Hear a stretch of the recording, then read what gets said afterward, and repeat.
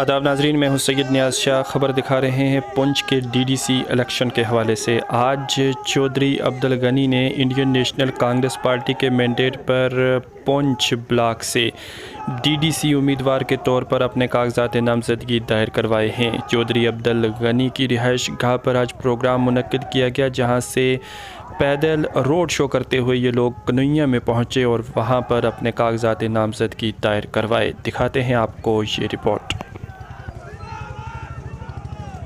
طور پہ D D C کے لیے الیکشن پونچھ کنسٹیچوئنسی سے فارم بھرا ہے۔ ہمارا اور میری پارٹی کا جو منشور ہے وہ ہے ہندو مسلم سکھ اتحاد کو مضبوط کرنا، ڈیولپمنٹ کرانی، یہاں کے بھائی چارہ کو مضبوط کرنا ہے۔ تو اس کے لیے ہم لوگوں کی عدالت میں جا رہے ہیں اور مجھے اللہ کے فضل سے پورا یقین ہے کہ اس عدالت میں فیصلہ ہمارے حق میں ہوگا، کیونکہ جو موجودہ سرکار ہے، جو عرصہ 7 سال سے یہاں ہندوستان کے اندر بھارتیہ جنتا پارٹی کی سرکار ہے، اس نے صرف نفرت کے سوا ہمیں کچھ نہیں دیا۔ اس نے نفرت دی، انہوں نے مذہبوں میں بانٹا، لوگوں کو برادریوں میں بانٹا، قوموں میں بانٹا، تو مندر اور مسجد کا جھگڑا ڈالا۔ 370 اور 35A جو یہاں ریاست جموں کشمیر سے توڑا، ہماری اسٹیٹ کو اسٹیٹ سے یوٹی بنایا گیا۔ تو اس کے لیے ہماری ایک جدوجہد ہے ہماری پارٹی کی۔ ہم چاہتے ہیں کہ ہماری اسٹیٹ کا درجہ واپس دیا جائے، اور جو یہاں کے بچوں کے روزگار خطرے میں پڑ گئے ہیں، یہاں کے ذمہ داروں کے زمین کے مالکانہ حقوق کو خطرہ ہے، تو ہم چاہتے ہیں ایک ضمانت ہندوستان کی گورنمنٹ سے کہ وہ جو 35A اور 370 منسوخ کیا ہے، اس کے بدلہ میں جس طرح باقی اسٹیٹ کچھ ہیں ہندوستان میں، کچھ یوٹیز ہیں جہاں 371 ہے یا کوئی اور آرڈیننس لا کے انہوں نے وہاں ایک گارنٹی دی ہے، تو آخر جموں کشمیر کے لوگوں کو کیوں نہیں؟ ریاست جموں کشمیر کا درجہ تو اس گورنمنٹ کو تو پتہ ہی نہیں۔ جب ہندوستان آزاد ہوا، یہ لوگ اس وقت بھی جو ہے آزادی کے خلاف تھے، تو ان کو یہ نہیں پتا کہ یہ مسلم میجارٹی اسٹیٹ تھی۔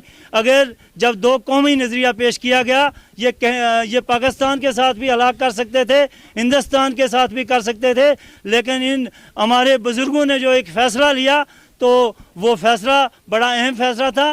وہ یہاں کی جمہوریت کو، یہاں کے بھائی چارہ کو ایک سیکولر ملک ہونے کے ناطے ہندوستان کے ساتھ ایک ناطہ جوڑا۔ تو اس کے لیے ہم اس سرکار سے یہ بات کہتے ہیں کہ آج 30 سال 35 سال یہاں پراکسی وار بھی چل رہی ہے، اس کے باوجود یہاں کے لوگ ڈیموکریسی پہ یقین رکھتے ہیں، اور یہ سرکار ہمارے امتحان نہ لے۔ ہم پہ جو کالے قانون نافذ کیے جا رہے ہیں، کہیں لینڈ ایکٹ کے نام پر، کہیں جو ہے پراپرٹی ٹیکس کے نام پر، کہیں ہمارے بچوں کی روزگار جو ہے وہ اس میں پورے ملک کے بچوں کا شیئر جو رکھ دیا ہے، ہماری زمینوں پہ جو ہے ہمارے حقوق ختم کر کے باہر کا کوئی بھی آ کے یہاں خرید سکتا ہے۔ اس کے لیے ہماری پارٹی جو ہے جدوجہد کر رہی ہے۔ ہماری پارٹی بے روزگاری کو مٹانے کے لیے جدوجہد کرے گی، ہماری پارٹی ڈیولپمنٹ کے لیے بات کرتے گی۔ میں ان سے سوال پوچھتا ہوں کہ آپ کے کھوکھلے نعرے، آپ کہتے ہیں ہم نے تعمیر و ترقی کی ہے۔ ارے 2013 میں آپ نے حکومت سنبھالی، یہاں ہمارا ایک یونیورسٹی کیمپس ہے ننگالی صاحب سے تھوڑا سا آگے جا کے، تو اس پہ 2013 میں جو شٹرنگ کی تھی، آج تک اس پہ سلیب نہیں ڈال سکی یہ سرکار۔ تو انہوں نے کون سی یہاں ڈیولپمنٹ کی ہے؟ انہوں نے صرف کیا ہے جو project U P a government کے دور میں شروع کیے گئے تھے، ان کے اناگوریشن کیے ہیں۔ تو ابھی بھی 3-4 سال ان کو اناگوریشن کرتے ہوئے لگیں گے۔ اس لیے میں یہاں کی عوام، پونچھ کی عوام سے بغیر مذہب و ملت، بغیر رنگ و نسل یہ گزارش کرتا ہوں کہ آج کے حالات کو مد نظر رکھتے ہوئے ایک سیکولر جماعت کانگریس کے جتنے بھی کینڈیڈیٹ ہیں ڈسٹرکٹ کے اندر، ان کو ووٹ دے کے ان کو کامیاب کیجیے۔